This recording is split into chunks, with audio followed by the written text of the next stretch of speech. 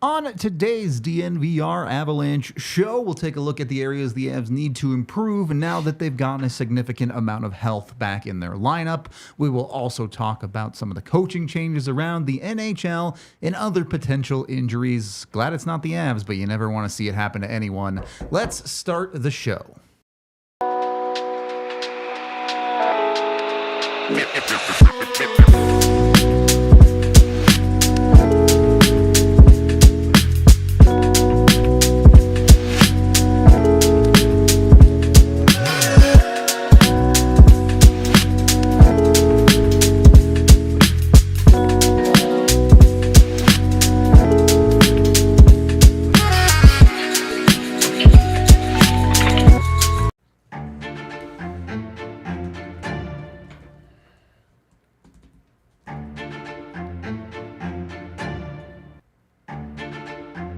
Intentionally didn't put a question mark on that because the Avs are improving, and that's what we're going to talk about today. What's up, everybody?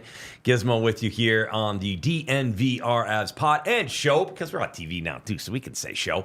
Glad to have you guys along. This one brought to you by Bet365. We thank them so much for being our presenting sponsor. Having a lot of fun with the gang at Bet365 because they are never ordinary. Biggie calling in, Rudo and Gizmo with you here in studio at the DNVR bar, above the DNVR bar on the lovely Colfax and York. You guys make sure you got to come and hang out if you haven't already been, because it's a lot of fun. Lots of stuff going on downstairs. Hi, buddy. Hi. How you doing? Good. What did you do yesterday? Anything fun? I slept a lot. You did? Okay, that's good. Look, man, I'm a dork. I wake up and watch hockey on my day off. That's what I do. Did the same thing. Watched a bunch of hockey yesterday. E, how you feeling, buddy? You're a little sniffly. A little sniffly. I'm by myself, which is good, and but don't mind my sniffles. You know.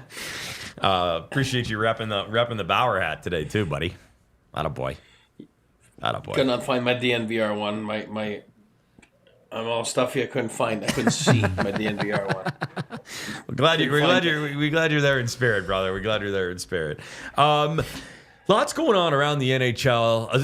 A sad one. It's always bittersweet anytime a coach kind of gets moved in or out, especially when it's a guy like Jim Montgomery. He's a good guy. He's got a great record.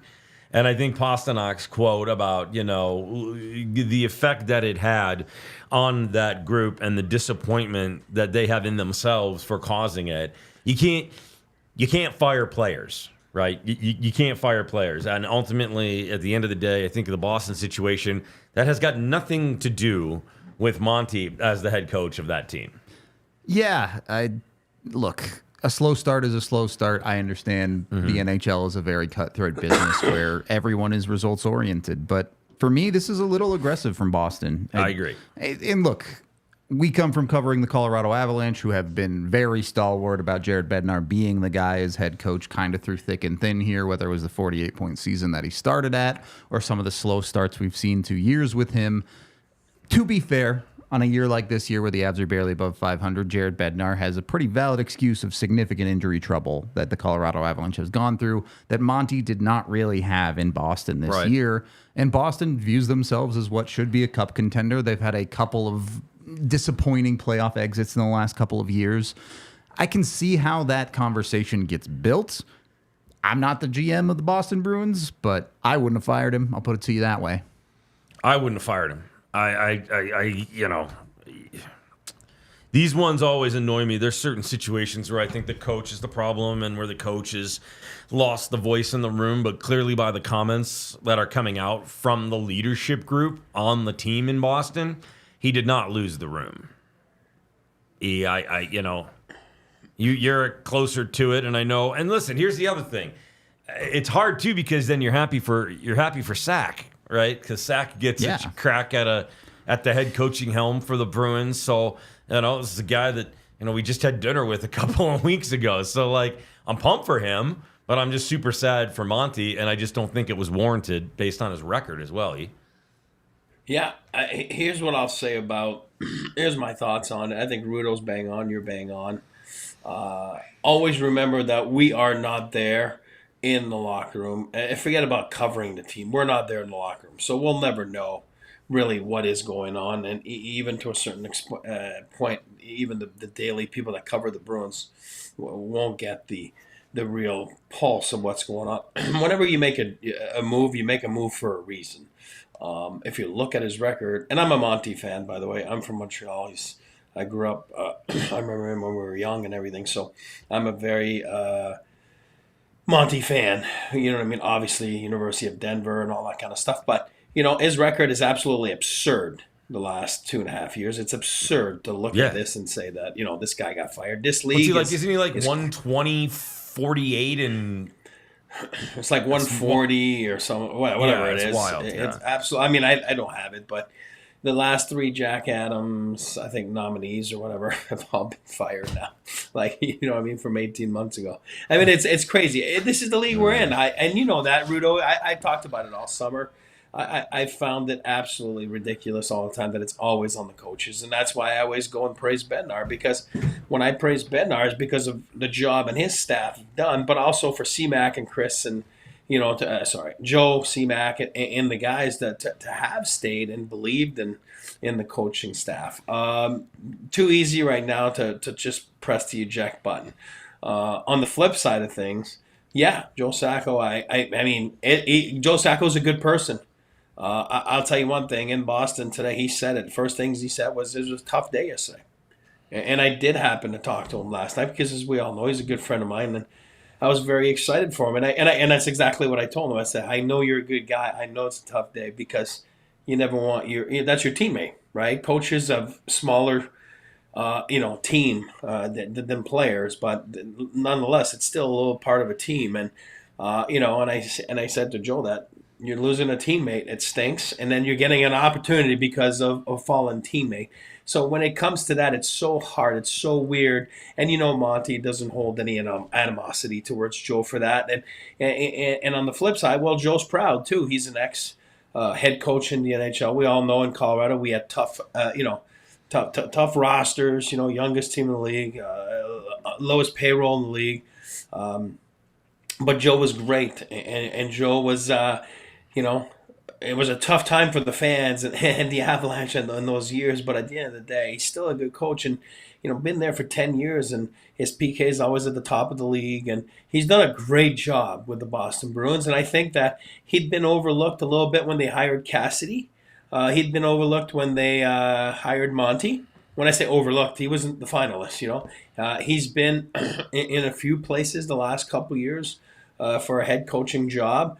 So at some point, Joe, they feel that he's the guy for the situation there. And then Sweeney, Neely, they all talked about it. At the end of the day, it falls on the players.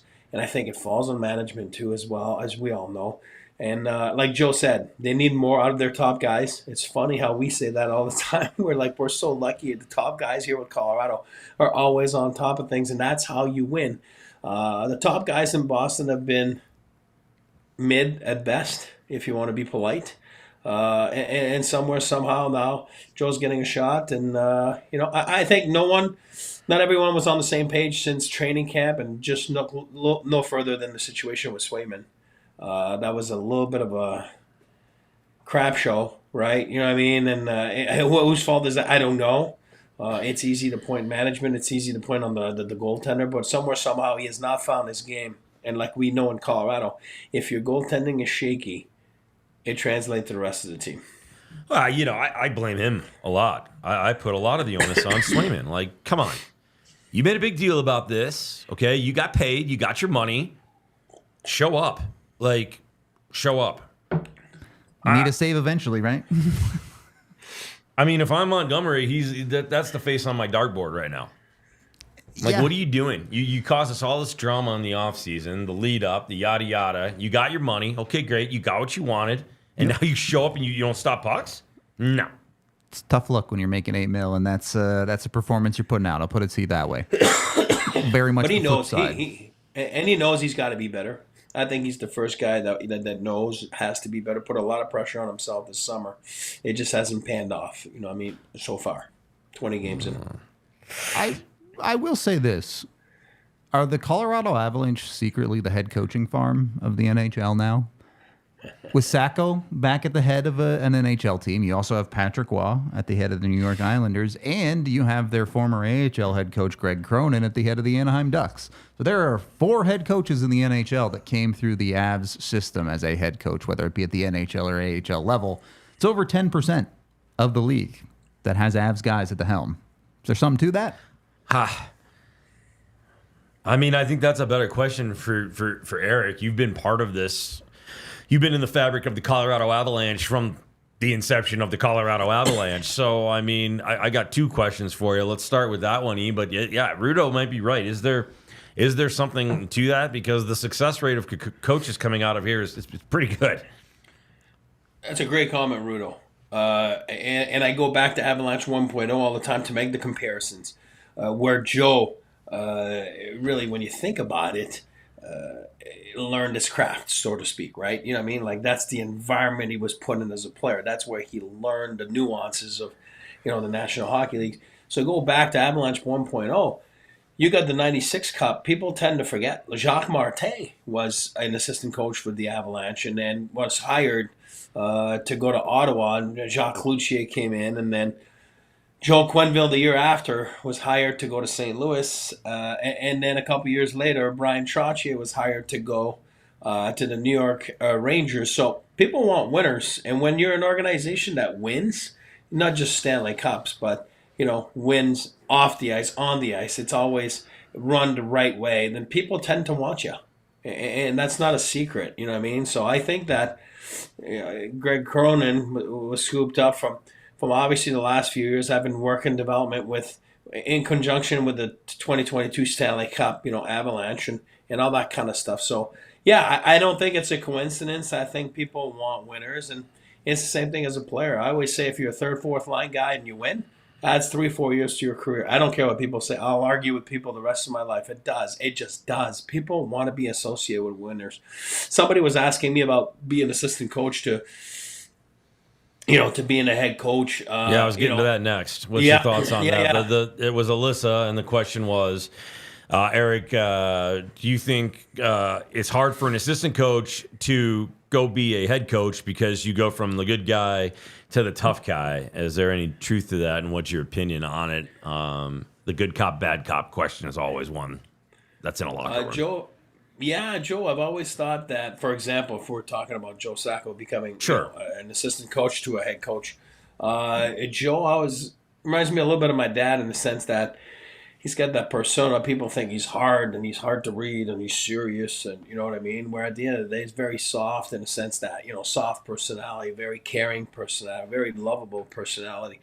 A lot of people did not know that about my dad, for example. So, but I think Joe, for example, as a coach was a little bit hard to, to reach, to get to from the media, from the players. And then I think what he's done well the last 10 years is let his personality shine a little bit as an assistant coach, which is a little bit more relatable to the guys, a little bit more, friendly to a sense. And now it's a fair question. Now, they've gotten, Monty was a player's coach, right? Let's not kid ourselves. That's what Monty was. And I think that somewhere, somehow, they're not happy with the results right now. And if you listen to management, they want someone to come in and be a little bit more aggressive with the thought process a little bit. And I think Joe can do that. I think he's going to have to do that, or else it's just not going to work for the Boston Bruins. It's not going to change. So I think it's important that you stay who you are, but there is a difference between being an assistant coach and a head coach. But now he is the head coach.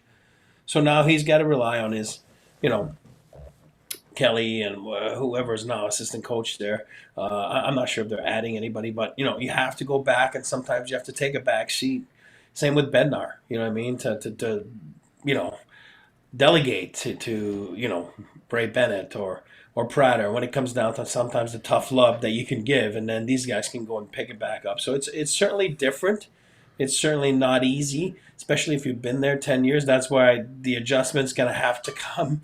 But a lot of times, it can be done, and we'll see what happens. Only time will tell if the Boston Bruins made the right choice on giving our friend on the show the interim tag, and we'll see what happens with that. Well, I think to put a button on it, I saw something That said, Jim Montgomery will be unemployed for as long as Jim Montgomery wants to be unemployed. And I'm sure there's some other teams out there right now that are looking at potentially making a coaching change. And the fact that Jim Montgomery Just went to the top of the list. Unavailable, you might be making a quicker decision than you otherwise would have when Jim Montgomery was not available. So I wouldn't be surprised to see some more coaching movement here coming up very soon. Coaches are kind of on the inner circle. Go ahead, buddy. Just right after your circle stuff, like, get back to me. I want to explain a little bit about some, because I read some stuff here on how it works. Sure, and then we'll move on to talking about the Avs here and where they can improve now that they have a healthy lineup back. But being in this inner circle, which you guys kind of are because you're hanging out with us, and I truthfully believe that we give you the best Avalanche coverage anywhere. But if you want to be on the inner circle with the wonderful folks at Circle K, I highly suggest it. And this is brand new for me because I just signed up for the inner circle. The membership is free, and you get tons of savings on everything that you're used to getting, from your snacks to your drinks, but most importantly, to your gas. And that's where I was very, very excited about, and it was super easy to do. I was literally sitting at the gas pump the other day at my local Circle K. I downloaded the app. It was super easy. I just entered my email and a phone number, and I was fully enrolled. After that, I just used my phone number, punch it in anytime I go to the store or at the gas pump. They've got deals every single day on food, drinks, and more.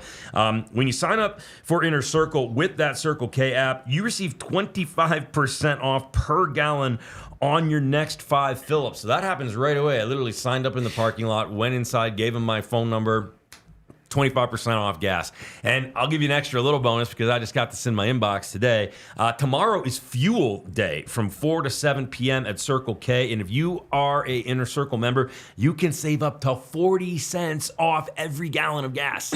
Okay? So make sure you sign up for that and go check it out. Download the Circle K app and sign up for Inner Circle for exclusive offers.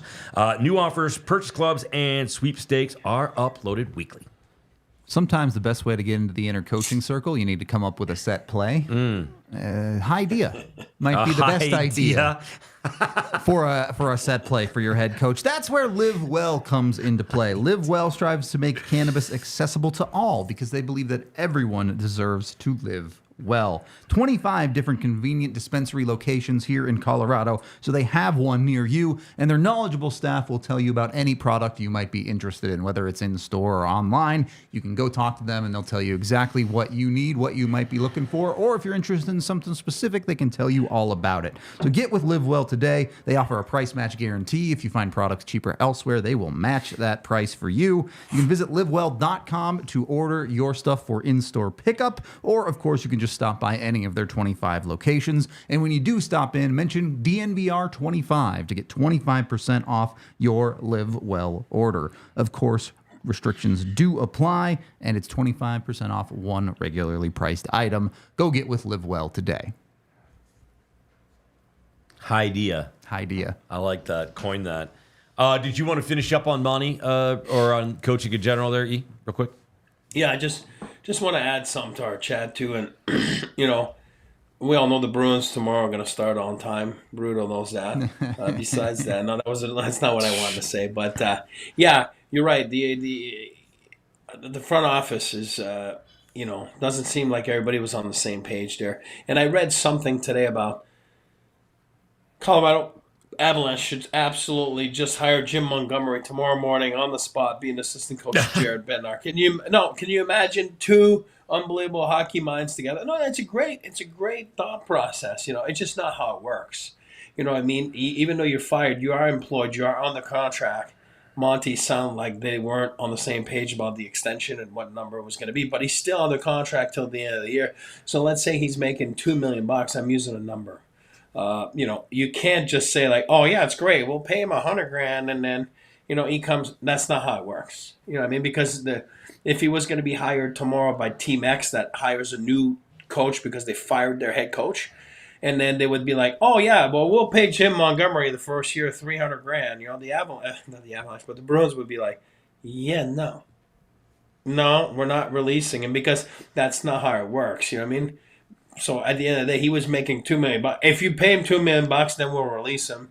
Because that's his market value on a team. So you can't just have those shenanigans and then all of a sudden, It just doesn't work that way. It's not that easy. I'm trying to tell people. So move on. Well, I think he will not be unemployed for very long. And I imagine there's some teams right now that perked up. They knew it was coming. I mean, everybody kind of saw it coming. But it'll be interesting to see where Monty lands, but he will most certainly land. And there are some teams out there right now, I can think of a few that will probably be very interested in making a coaching change, knowing that they could potentially get Montgomery onto the docket. But it's about improving today, and we're kind of talking about that. That Monty news was obviously huge, so just kind of wanted to touch on that. We're going to kind of go position by position because there's a lot of areas right now where the Colorado Avalanche can get better, and the excuses, unfortunately, are no longer there because you're basically fully healthy. I mean, you're missing one piece still, and I think that's going to have itself sorted out by the first of the year. But it's time to crap or get off the pot at this point. And for this hockey team to be as good as they are, needs to start making some big strides and winning games by some certainty, right? And making some statement wins over some good teams, and then making sure anybody that's on the lower rung, it's not even close. It's a step on their throat type of thing. Yep. We talked about this ad nauseum, so we'll be brief on it. But goaltending is the area where the most improvement is absolutely necessary and essential. I don't know if you're going to get it with the two guys that you have right now, but 1,000%. The goaltending category, for the most part, has been healthy. Obviously, Georgiev with that injury, he should be coming back and available tomorrow, I believe, to be played if he wants to, if Bedsy wants to do that. But not much more we could say about the goaltending, but if you're looking at areas that must improve if this team wants to contend for a Stanley Cup, it starts there. I mean, it 100% is in the blue paint. Yeah, look, the question you have to ask about the goaltending is not, can these guys get you through the regular season? Because the Avs could get through the regular season with just about any NHL caliber goaltender in net. And I do think both of these guys are NHL caliber goalies. I just don't know that they're NHL caliber starters right now. And when you take a look at the big picture, when you take a look at these guys' careers, Alexander Georgiev's career save percentage is a .907. That's not terrible. No. But is that a guy you trust to get the job done for you in the playoffs? No. Annunin's is a .906.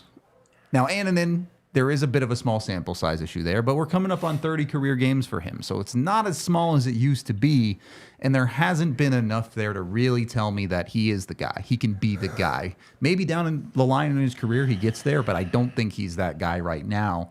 And certainly the Avs seem to shy away from really giving him that true opportunity to earn it. So we've said it a million times, but again, it's hard for me to think that the guy the Avs want to win the cup with in net is in the organization right now. Yeah, and that's a thought that Eric has touched on multiple times, and I would agree with you. They have to make a move on the goaltending. There's no question about that. I think they will. I do, however, think that a lot of it is predicated on what is the end all be all with Gabriel Landeskog. It's a big factor for sure. What happens with that, and then I think you survive at the moment until the first of the year, and then it's a hard decision one way or the other. The great Pierre Lacroix, and one of his Pierre-isms, one of the favorites on that list for me is yes or no. And I think we're getting to that point with Gabriel for no other reason than you just got to make a yes or no answer on this so that you can then adjust your roster accordingly, mainly in the goaltending position. Yeah, and I'm going to put my hat on of a coach, when you're coaching in the league, you get in the morning and, there's a report on the desk, and it's usually from the medical staff, which is here's Matt Sokolowski and the guys, and it tells you, this guy's available, this guy's available, this guy's not available. The only thing you can do, like Rudo says, is play the game that's in front of you. But the only thing a coach can do is play the players that are in front of you. So if his job is to make them the best that they can be. So I always say, when people say, oh, Bednar loves Georgiev, and I'm not saying he doesn't. I'm saying that Georgiev and Annunin are the two goalies that are in front of him. He's not a general manager. He's not on those phone calls trying to make, your job's to go win games. I think that separately now on the management, on the pro scouting side of things, on the goalie development department, whatever it is that you want to call it, if you feel that that's not your guys to go to the promised land, then you got to do what you got to do every morning, to make sure that you give the coach, an element that's an upgrade in that if you feel that there is a need. Do I think that there's a need? Yes, that's me. I don't work with the Avalanche anymore. You know what I mean? So I do believe, and people will say, yeah, but they won with Kemper. You know what I mean? Well, two parts to that. It's not the same team. It's not built the same way as 2022. That's one. Two, I feel that I was a Kemper fan anyway.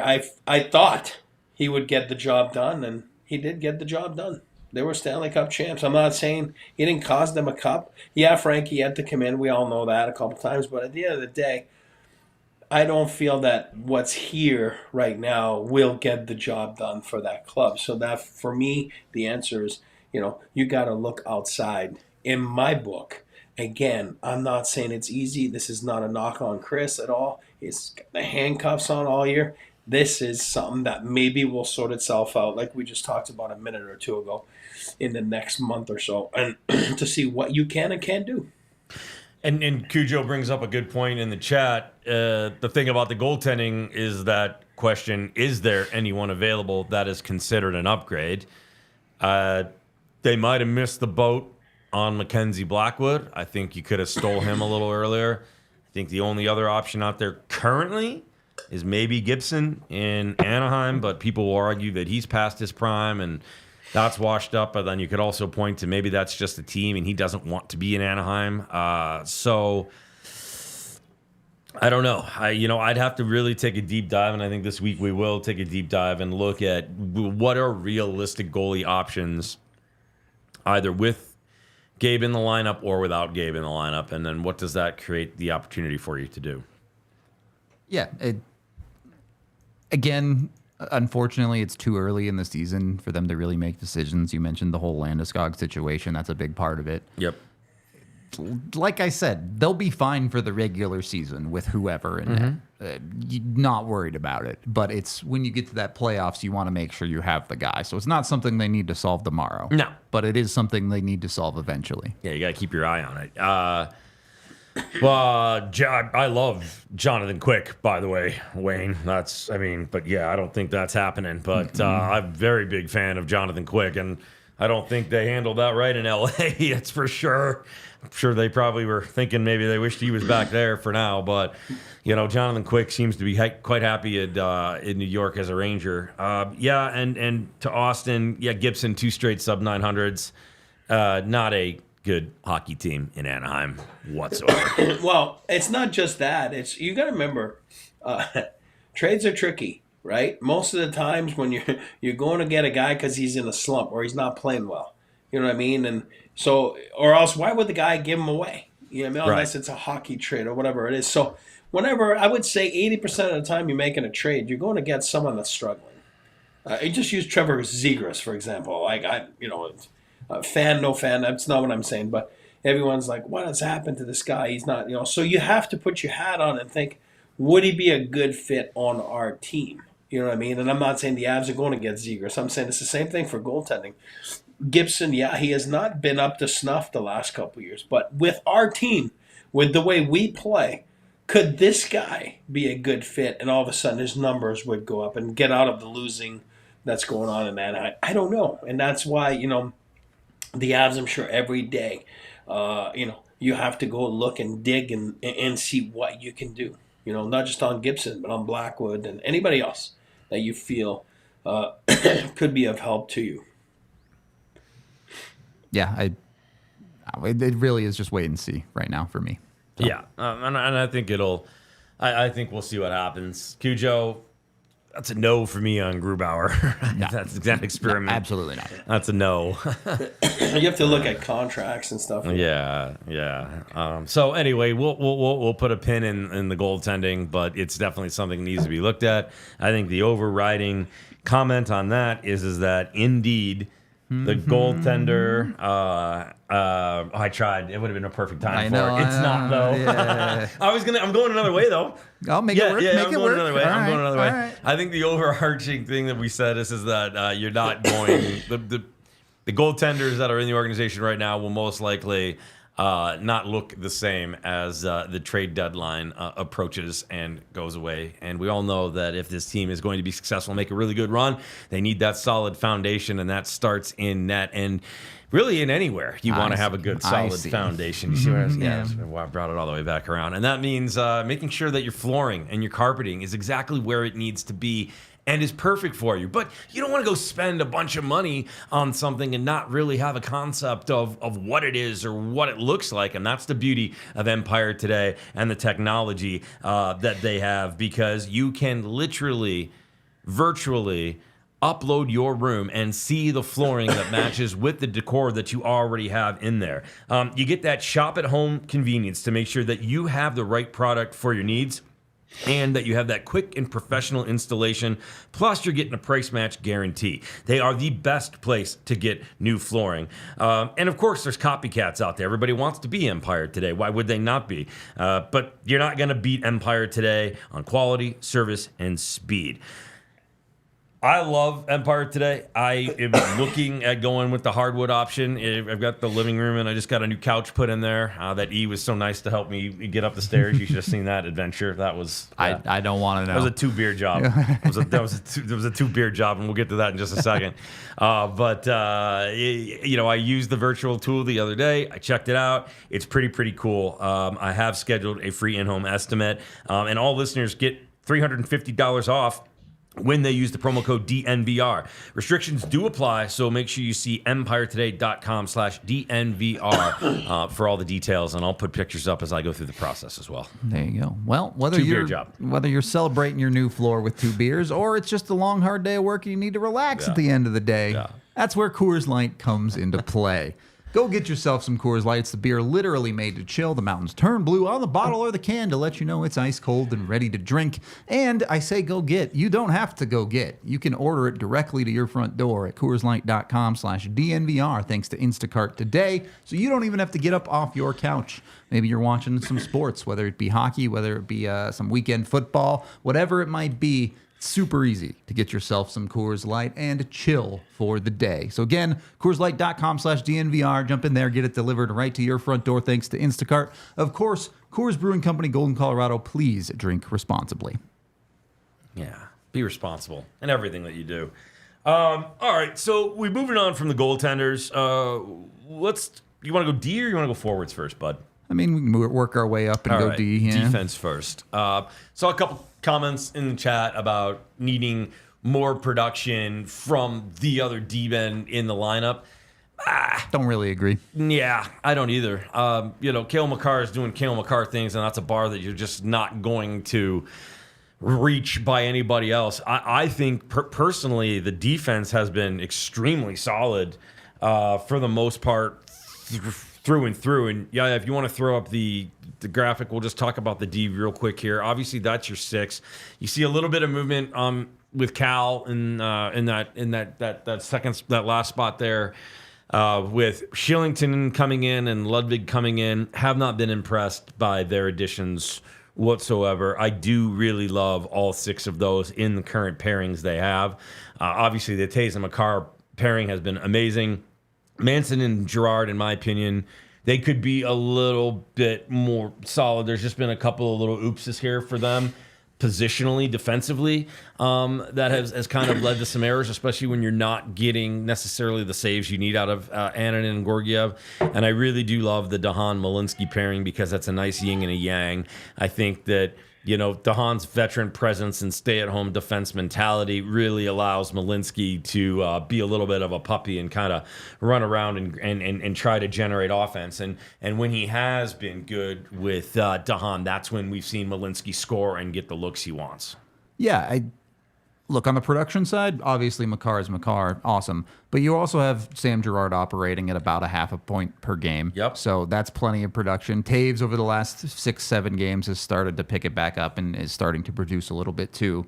The Avs defense is producing more than enough right now. The forward, or the offensive side, I should say, is plenty good. As you mentioned with the Manson-Girard pairing, the problem the Avs defense have a little bit right now is defensive consistency. We've seen some nights where things are just a little bit off. And there's good and bad there, right? The other night, Girard had a great defensive game. He made a game-saving play to stop a goal. Awesome. We've also seen nights where he ends up -3 and has a bunch of critical mistakes. For Girard, it's been a little up and down for me. For Manson, I think there's been a little bit too much down this year. He's supposed to be the most physical, heavy defensive guy. And I know that he's always been a guy who's prone a little bit to the big mistake, but it's happened too much this year, and it needs to be tightened up. I'm not suggesting that they make any moves or anything, but the consistency's got to be found a little bit with Manson, and I think that's true of the rest of the lineup too. You want Girard to be more consistent. I think even Devon Taves, when you look at a night when Devon Taves is at his best, his stick is so active, and it feels like the Avs are easily stopping teams from even getting in the zone, let alone playing offense. And when his stick is not there, all of a sudden there's so much more open for other teams. So it is pretty noticeable on that front. The depth kind of is what it is. Malinsky's a little bit up and down in what is his first real full year in the NHL. DeHaan is solid, but it's a moving target a little bit with that number 6D right now with whatever they want out of it. I think Ludwig has been okay. I think he makes a fine number 7. And yeah, you guys already know my thoughts on Shillington. So yeah, and you guys in the chat are talking about flipping guys around. I don't think that's a good idea at all. I like the partnerships and the pairings the way they are. Taves and Makar, they got their jam. They know what they're doing. There's that defensive partners, man. There's a unwritten language there. They get along really well, anticipate each other's moves, so that's really good. You're getting that big time with Malinsky and DeHaan. They are a really good pairing. I mean, Sam Malinsky's been one of my targets for a lot of questions in the early part of the season in the locker room, even when I don't have a camera on him. And what he's learning and gaining and the benefits he's getting from playing with Cal are the reason why he's playing as good as he's playing right now. And Sammy Girard, I think, and Manson, I think that's a really good yin and yang there. God, I got to stop using that word. Every time I do that, you can find me. Seriously, if I say yin and yang again, it's $5 in the jar. So try to prompt me to get me there, but you can, the chat can remind me too if I say that word again. No more Y and Y. Gosh, driving me crazy. The way I look about the decor of the Avalanche for me is it's a solid on paper. All right, on paper, as there is in the league. As far as the third pairing goes, I think it's great. It's a lefty and a righty. I'm a big proponent of that. I like the fact that 7 and 8 are NHL caliber defensemen. You know, Ludwig and Shillington. You're protecting yourself there with injuries. You got to remember, knock on wood, there really hasn't been any injuries on the back end. And if you ask any coach in the National Hockey League if they want injuries, nobody wants injuries, but they'll tell you that you hope that there's a forward, not a D. It makes a big difference. Now, that third pair's fine. It's more than fine. It's a nice pair. I think Keith was talking about switching Malinsky and Manson, and you got to remember, it's a great thought on paper, but when you go actually and go watch a game and you got to play top 4 minutes, it's totally different. And Josh Manson plays a heavy top 4 minutes, and you're playing against top 6 players on the other team. And when you hear a coach like say, "Oh, we sheltered him a little bit," Sam Malinsky and Calvin DeHaan are sheltered. It's a third pair. Usually you're sheltered. You're not playing against top end guys, and you're not playing against second line guys. You're playing against the bottom 6. There's a big difference. Now the Avalanche, have they been perfect on the top 4? No. You know what I mean? Like there's been some games, like Rudo just said, that it's been a little up and down, but you got to love the experience. There's 4 Stanley Cup winners right there. There's 4 guys that are a little bit different. But I'll tell you one thing. They log heavy minutes, those 4. They play against outstanding players every night in and night out. And I wouldn't change the top 4 of the Avalanche with anybody around the league. And call me biased or call me a homer. I believe in those top 4. And I do believe that the mix of the top 4 when they're rolling and the experience that they have, and if I'm going to go win a game in the playoffs, I know I can count on them. And then, like I said, no problem with the third pair. It's a perfect third pair, and you got a little bit of depth there in Ludwig and in Shillington. So for me, the back end has been more than fine this season. It's all about activating with the Avalanche and Bednar system, and you know what? This is where they get their offense, and this is where all those D's, all the forwards that were out, it didn't stop. The Avalanche from being fine and be a little bit above 500, as we know. There's a big reason for that. The back end was really good. The question was, how do where is the room for improvement on the defensive side? I think we're in agreement that it's a solid core, but there's always room for improvement, Rudo. So what would we want to do to, if we could change anything about it? Okay, maybe it's a little bit more production. For me, if I'm just, I won't go into too much detail, I'll let you do it. But for me, I think the improvement that I want to see is they have to be more consistent and stalwart with their coverage, especially in the defensive zone. I think they get the puck out fine. I think they transition fine. I think they generate offense fine. But they've got to do better in front of their goaltenders right now because they're not getting the saves from their goalies. It's exactly that, and that's the exact reason why I don't want to see Girard and Malinsky together. And people who watch the pod know that I am not a guy that's big on size. I'm very much pro the small star modern NHL. But if you put Sam Malinsky and Sam Girard together on a line, you have nothing in front of your own net. Right. Neither of those guys are big enough, strong enough to win those positional battles, let alone fight for rebounds defensively. They're just not. That's not who they are. And part of this you can put on the Avs as a systemic issue where they like to prevent pucks from getting there in the first place. But you really do need a little bit of balance there. And that's part of the reason I'm disappointed in Manson is he's supposed to be the big physical body in front of the net, and he has not done a good enough job of that. It's just missed assignments, and that's what you're talking about. It's missed assignments, and then, it's in the back of your net. But unfortunately, with the goalies that you have right now, you can get away with that a little bit, and your goalie will come up with a big save for you. But unfortunately, that ain't happening. Yeah, it's been too much of it. Yeah.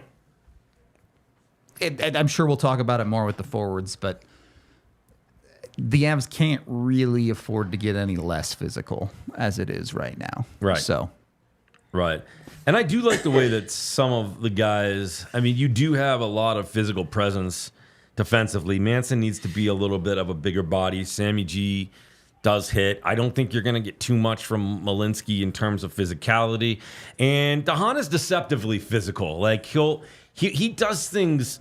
He's physical without having that big blow up check. Yep. He puts himself in the right spots and kind of, is physical in a way that it's not gonna, blow him up either, which is smart. But yeah, I think defensively you just got to be a little bit sharper on your coverage and really make sure you've got guys covered in front of the net because you can't let the tap ins any. Yeah, and to close out on Malinsky, for example, or I'm reading the chat, you got to remember, Sam I like Sam. I'm a fan of his. I think he's a good third pairing guy. He brings a little bit of this, a little bit of that, but, you got to remember, he's older than Cale Makar. So it's not like Sam Malinsky will become Bobby Orr. It's not going to happen. That's what he is, and he can carve a nice career, but the ceiling of what Sam Malinsky is, you're probably seeing it here, and this is not a knock on him. I would take him on my team, so I am not knocking him down. But Malinsky's the same age as Girard. How old is Sammy now? Girard. I think Sammy's a year older. Pretty I think close. He's 27 or 28. Yeah, so you're you're getting there, right? You know what I mean? So, like I said, I like the mix of all six, and we'll get into the forwards, and this is where I'll talk a little bit about physicality, and of course on the back end too. Yeah, you guys are right. I'd like to see a little bit more firmness. You know what I mean? And I think that's what they saw when they picked up Ludwig and let go. What's his name? Brandstrom. They saw a little bit of a different mix in there of those 8. Ludwig plays a little heavier, a little tougher, a little bit more like Jack Johnson type of game that we were accustomed to last year. So, again, would I have let go Brandstrom? Maybe not. Maybe Shillington was the guy. Who knows? Time will tell. But, you'll never know. But, a little more firmness for me on the back end would go a long way. agree with that last bit. It's always good to be firm on the back end. Another wrong ad read right here. I know. We were set up so wonderfully today for absolutely everything. They should just let us go rogue Can we and do just whatever pick ad our reads we own want. ads wherever I make the best segue naturally? Come on, traffic logs. The defenseman could do a better job in helping the goaltenders do a better job at saving, and saving is always a good thing, and that's what our friends at Premier Member Credit Union do for us on a consistent basis. It's about getting more and more. Right? You want to save more and more, but that's getting difficult. And that's why you need to make smart money moves like joining Premier Members Credit Union. Unlike the big banks, PMCU is truly invested in its members and their communities. They're a financial institution based right here in Colorado, and it's an organization that serves the community and the Colorado community in particular. Whatever your goals, they can help, and it's all about saving. Sometimes it's just about going to the local branches with friendly tellers. They have all the tools that you need to save smarter, like the first tier money market, and there's a lot of other things that will help you get ahead of and stay ahead of the rapidly changing economy. Check out Premier Members Credit Union's reverse tier money market. It's a game changer for your finances and your life. So why not see what they can do for you? Check out and become premier.com or go to the link in the show notes to learn more. Can Premier Members Credit Union play goalie if they're all about saving? That would be amazing. Yeah. Might help out the ads. I will go to my local branch and see. At this point, I want that walrus. Hey, he's pretty good. What was his name? It's No Sleepies. Yeah, I just remember Duncan. the guy calling him. Yeah, it was Duncan. Duncan. Yeah. No Sleepies, Duncan. He's a walrus. He's a walrus. Come on. Well, if you do have to give your walrus a ride to the rink, you want a vehicle with some size, and that's where Toyota can come into play. Whatever type of vehicle you need, Toyota has you fully covered. Whether it's a truck with a walrus in the truck bed, they got you covered with the Tundra there. Whether it's an SUV with maybe, I don't know if a walrus will fit, but you can definitely fit your dogs back there. And go with a 4Runner. Or if you just need a commuter car, like a little sedan, they've got choices like the Corolla or the Prius. And 17 of their vehicles have all-wheel drive. So even when it comes to the Colorado snow, Toyota can get you where you're going. So much so that they're the official vehicle of not just us here at DNVR, but the Colorado Avalanche too. So get with Toyota today. Go to your local Front Range Toyota dealerships where you can get yourself into a car at AutoNation Toyota, Arapahoe and Centennial, Gorman Toyota and Boulder, Groove Toyota in Littleton, Mountain State Toyota in Denver, Stevenson Toyota East in Aurora, and Stevenson Toyota West in Lakewood. Again, Toyota, the official vehicle of DNVR. How significant is the 20-game mark for you guys with regard to who the team is and where we are in the standings? We don't seem to have many of the usual patterns with the Avs yet this year, says Stewart in the Toyota chat. Very bottom there for you. Yeah. I don't know. I mean, I'm also not the firmest superstitious guy on the 20 or on the playoffs at Thanksgiving, American Thanksgiving mark. But I want to talk about the forwards in depth, but just real quick, very quick, 15-second answer on this. What is the significance of the 20 game for you? The Avs are in a playoff spot while they were missing a good chunk of their lineup. They've done enough. Yeah. 8. You'll never see that lineup ever again in the next 60 games. Don't say that, bro. So outstanding. No, you won't. The odds are you won't. I mean, you can bet on it. You're not going to see that, So, yeah, I would say thumbs up in the first 20 games because they just needed to be afloat. Yeah. Let's take a look at the forward lines. We'll throw them up there as they exist right now again, and we'll talk about where the improvement is necessary here. For me, personally, I haven't seen enough out of McKinnon and Rantanen. I just need a little bit more from them, improvement-wise. Just leading the league in points. They need to contribute a little bit more offensively. If we could get some goals out of McKinnon and Rantanen, that would be great. No, obviously, they've been unbelievable. I give Leckie a pass for the moment. Same with Druin. Same with Nichushkin, but it's time to start getting going there. I think Casey has contributed. I think he's been a little bit of hot and cold. Love to see, I'd love to see that Loch Ness monster come out a little bit there because a lot of it has been, what can the back end, what can the bottom six do to add to and improve and contribute? And I really want to see it on that third line. I think Ivan has been great, but Kiviranta would be sick if he got hot again. But for me, the improvement that I'm looking for, I really want to see Nichushkin get going. I'll give those 3 guys a pass that just came back. But it'd be awesome if O'Connor, Parker, and Woody start to find some gritty goals. Yeah, I'll let E take this one because there's a couple of specific things I want to talk about after he goes. Yeah, I'll just go quick here. You know what I'm going to say, and nobody's really been in their rhythm because everybody's been out of whack. Everybody's been out of slots. Everybody's been everywhere. So it hasn't been easy. Like, you can't say, yeah, I understand Logan. I'm a big Logan O'Connor fan, by the way. But you can tell that, I don't, the surgery he had and all that kind of stuff, slows you down a little bit. But he would be the first one to tell you he'd have a little bit, he's a streaky guy, but he'd like to give you a little more production.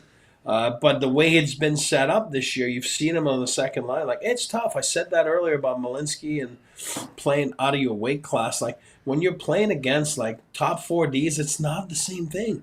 It's not the same thing. So I think the Avalanche, for me, now you're going to see the real forwards falling into place, knocking on wood, hoping you don't, lose another player here or there. You're going to lose one, sure, whatever it is on an odd any given night, for no problem, But if you're missing 6, 7, 8, it's absurd. It's not normal.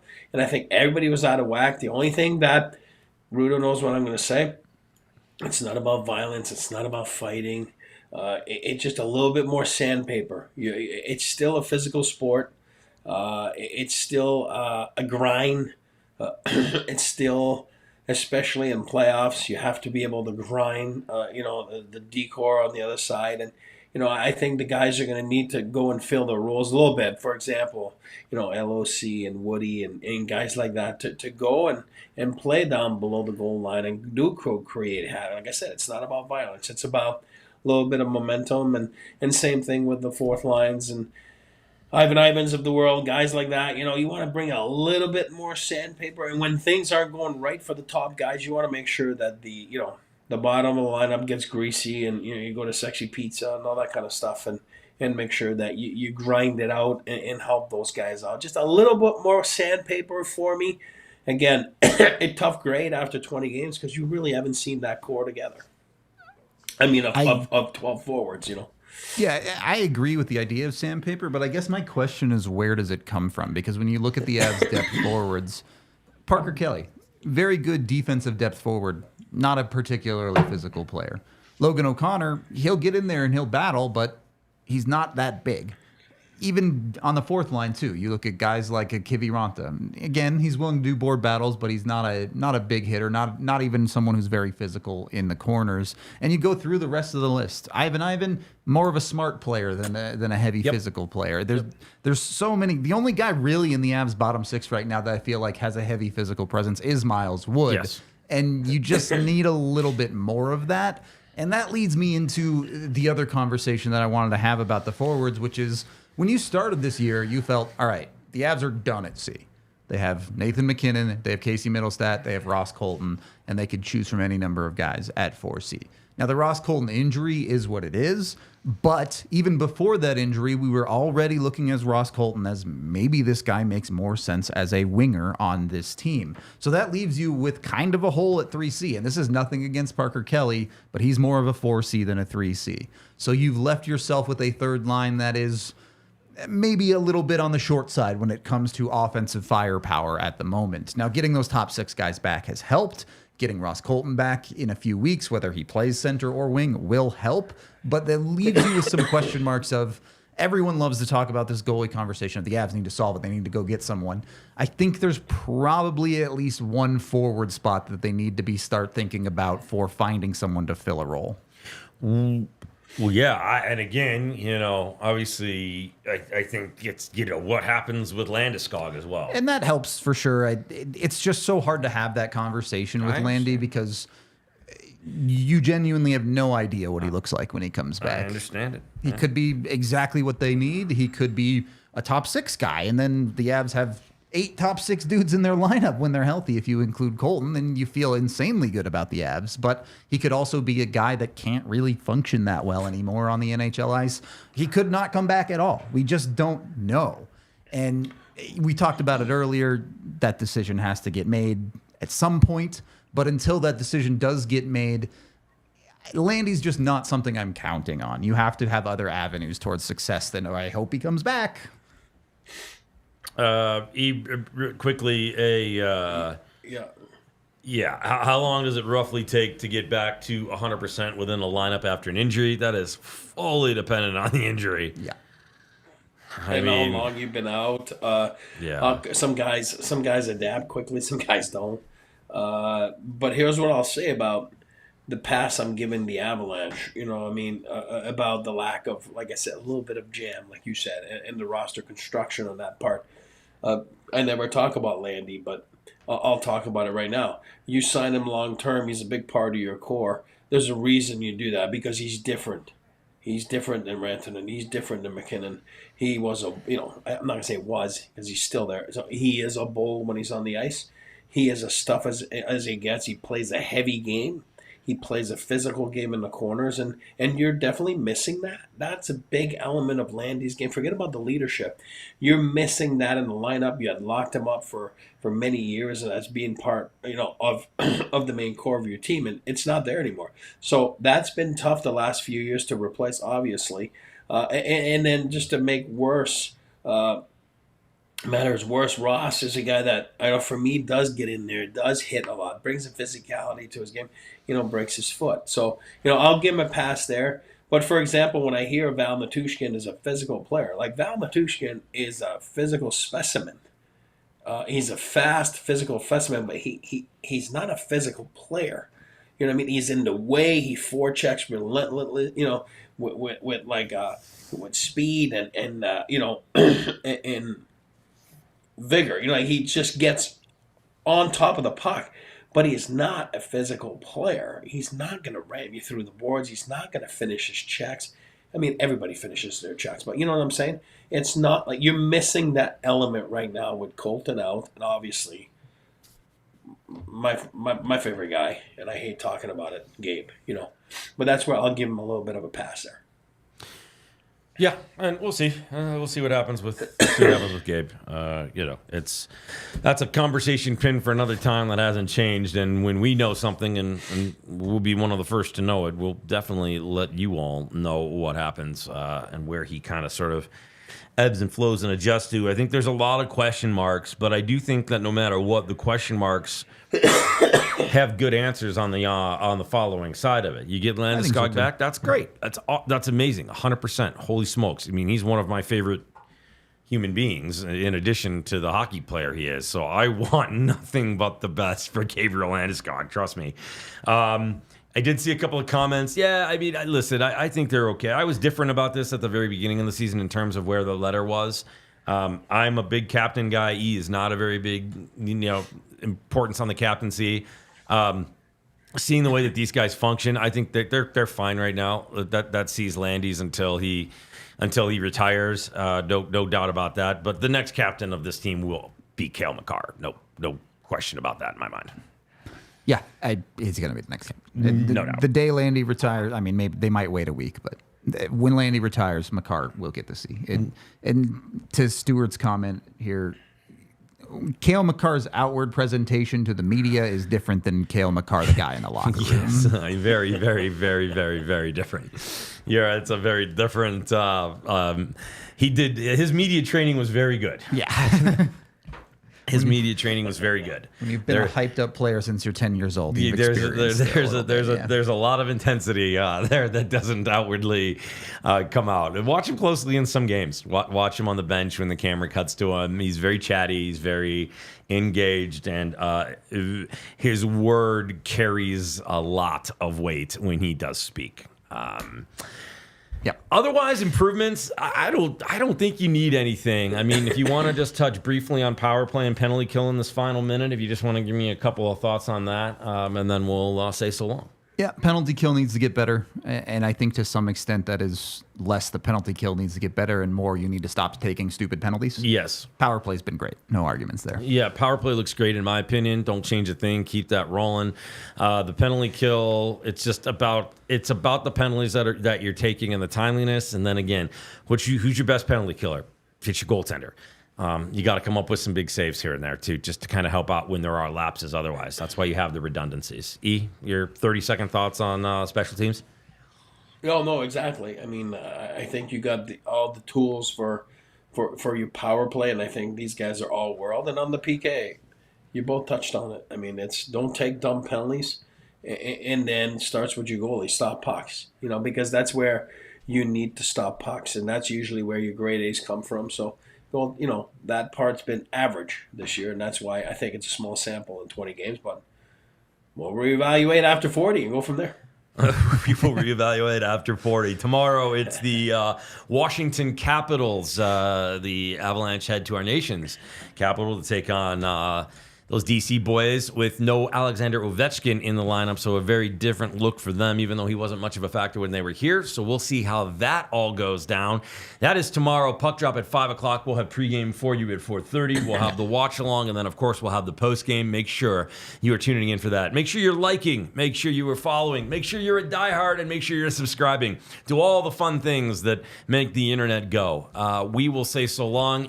Feel better. We'll talk to you tomorrow. A big thank you from all of us here, and of course to our presenting sponsor, Bet365. Go out there today, make somebody's life better. Do something nice for somebody, and make sure you call your mom. So long. We all silly like the mayor.